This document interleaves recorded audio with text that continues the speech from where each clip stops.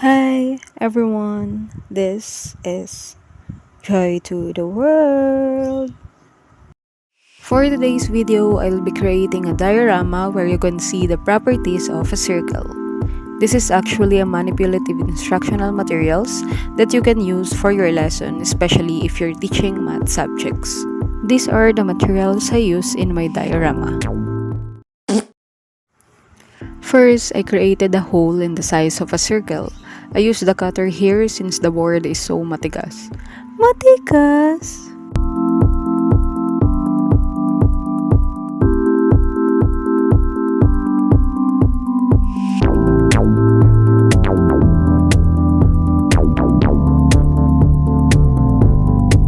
After ko mabutasan ng maliliit yung board, nilagyan ko na to ng fairy lights para yun yung magsisilbing bilog or yung circle.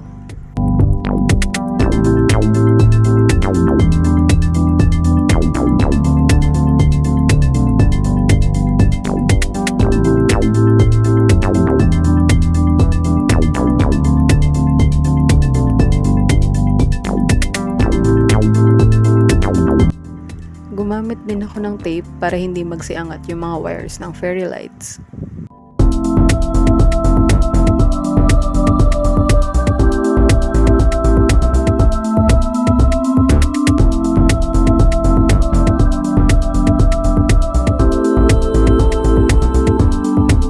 Paulit-ulit ko lang siyang ginawa sa iba't ibang mga parts katulad ng radius, chord, diameter, and the center.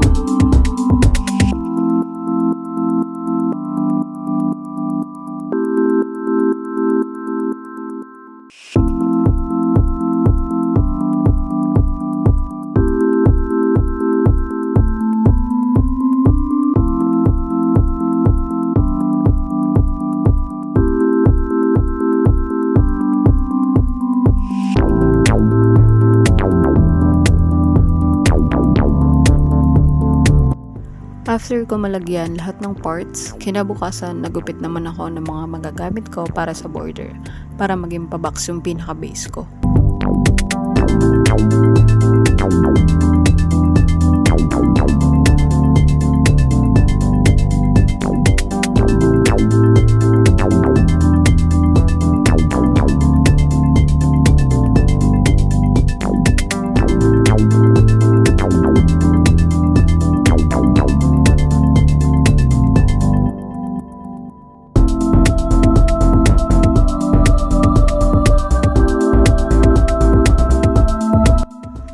After ko gupitin, dinikit ko na siya sa bawat side ng board.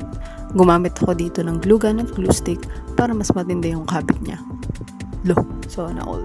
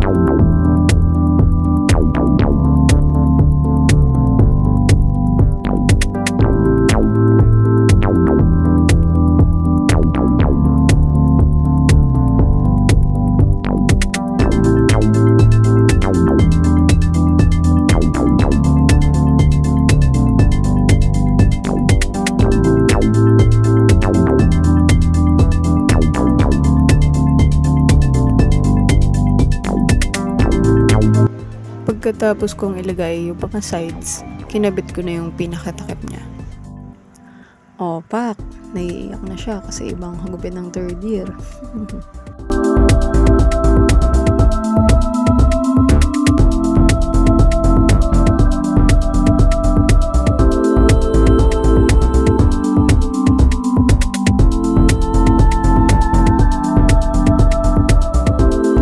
After mag-inerte, nag-layout na ako ng mga pangalan ng bawat parts ng circle para alam nila kung saan pipindutin yung lights.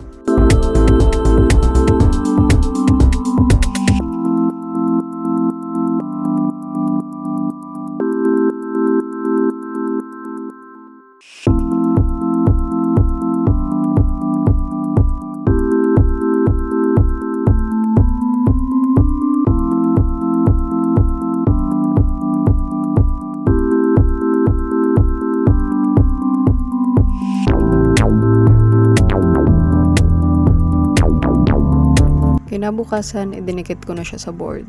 Nilagyan ko lang siya ng mga designs katulad ng bilog and yung pinaka-title niya. Thank you kay Liza dahil libre yung print.